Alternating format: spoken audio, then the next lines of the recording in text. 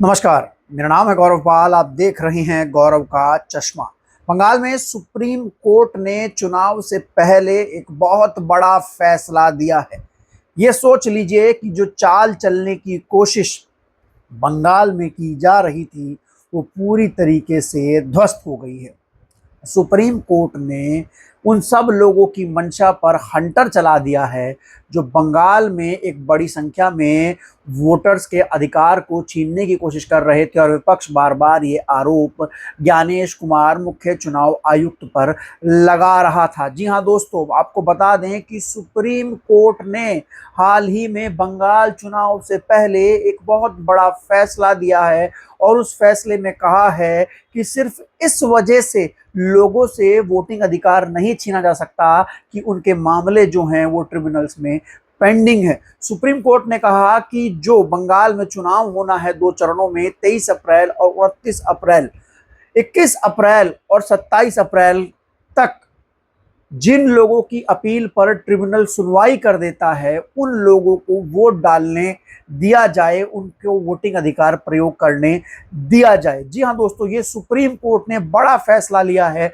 जिसके बाद जो चुनाव आयोग ने एक चाल चलने की कोशिश की थी बंगाल में एसआईआर के थ्रू, उस पर बड़ी कार्रवाई होती हुई दिखाई दे रही है। कहीं ना कहीं ज्ञानेश कुमार जो थे वो बंगाल में बड़ी संख्या में लोगों को वोटिंग अधिकार से वंचित करना चाहते थे, उस पर बड़ी कार्रवाई सुप्रीम कोर्ट ने की है। दरअसल मामला कुछ यूं था कि 9 अप्रैल को चुनाव आयोग ने बंगाल में एक फाइनल वोटर लिस्ट पब्लिश की थी, जिसमें 27 लाख लोगों के वोटिंग राइट्स को फ्रीज कर दिया गया था। एसआईआर के चलते जिन लोगों के नाम वोटर लिस्ट से बाहर हुए थे, उनमें से बहुत सारे लोगों ने ट्रिब्यूनल्स के सामने अपील की थी और उनका मामला जुडिस्डिक्शन में गया था।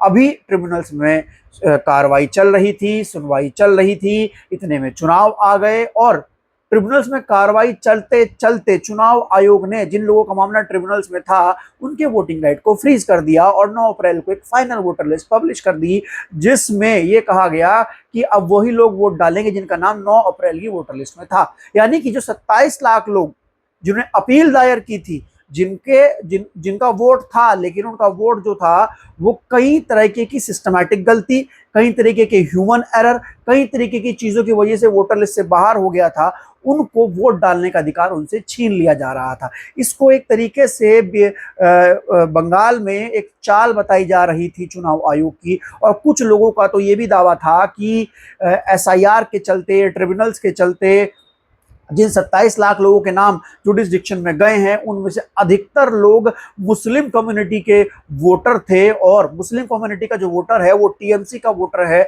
और कहीं ना कहीं चुनाव आयोग जो है वो टीएमसी को हराने के लिए और बीजेपी को जिताने के लिए इस प्रकार की सारी चालें बंगाल में चलता हुआ दिखाई दे रहा था। इस प्रकार के आरोप भी लगे, जिस तरीके से चुनाव आयोग ने टीएमसी को लेकर ट्वीट किया, तमाम चीजें हुई। उसके बाद चुनाव आयोग की नीयत पर सवाल उठ रहा था। फिर चुनाव आयोग ने 27 लाख वोट फ्रीज कर दिए। फिर ये बात और गहरी हो गई और दावा यह किया गया नंदीग्राम जैसे जो सीटें हैं जहां पर 25% मुस्लिम आबादी है, वहां पर जितने लोगों के नाम जुडिस्डिक्शन में गए, जितने नाम अपीलिंग में गए, उनमें 95% मुस्लिम थे, और ये वो सीटें थी जहां पर टीएमसी का गढ़ था।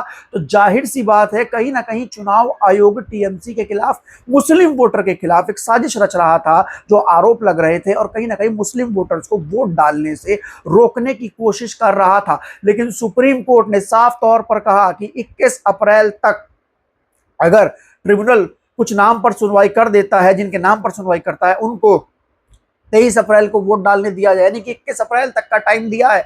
उसके अलावा 29 अप्रैल को जो दूसरे फेज में चुनाव है, उसमें 27 अप्रैल तक जिनके नाम पर ट्रिब्यूनल सुनवाई कर देता है, उनको वोट डालने का अधिकार दिया जाए। आपको बता दें कि ट्रिब्यूनल्स में जो नाम गए थे, उनमें से अधिकतर नाम ऐसे थे जो बिना कारण के ट्रिब्यूनल्स में डाल दिए गए थे। ये बात खुद सुप्रीम कोर्ट ने भी महसूस की, और ट्रिब्यूनल्स मात्र 19 हैं, वोटर 27 लाख हैं। तो जाहिर सी बात है, एक तो बंगाल में एसआईआर इस तरीके से करवाया गया कि एसआईआर पूरा होने से पहले बंगाल में विधानसभा चुनाव करा दिए गए, लोगों के नाम ट्रिब्यूनल्स में पड़े थे, लोगों के वोटिंग राइट फ्रीज कर दिए गए। और ये 27 लाख लोग वो थे जिनको अपनी नागरिकता प्रूफ नहीं करनी थी। ये सब लोग नागरिक थे देश के, इनके पास पासपोर्ट थे, इनके पास 1995 के जमीन के कागज थे, इनके पास वोटर आईडीज थी, इनके पास जन्म प्रमाण पत्र थे। ये 27 लाख लोग वो थे जिनके पास ये सारे कागजात थे।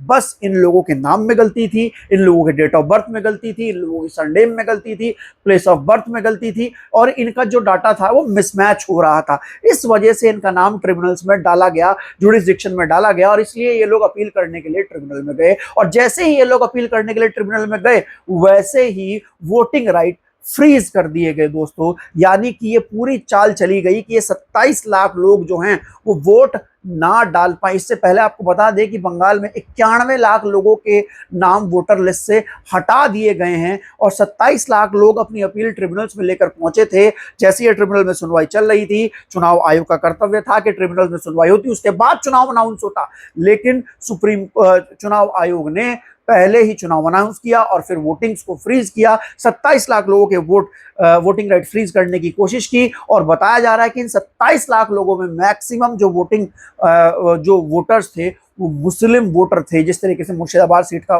उदाहरण मैंने आपको दिया, तो जाहिर सी बात है कि जो मुस्लिम वोटर था उसका वोट रोकने की कोशिश करी जा रही थी। लेकिन सुप्रीम कोर्ट के इस फैसले के बाद अब ऐसा नहीं होगा।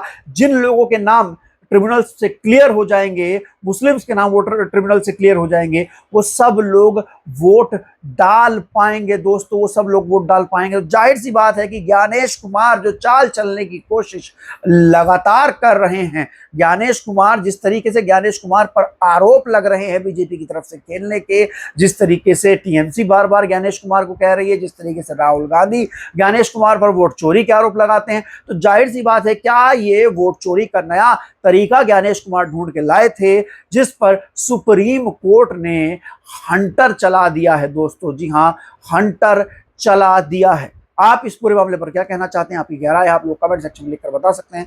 तब तक के लिए चलते हैं, धन्यवाद, नमस्कार।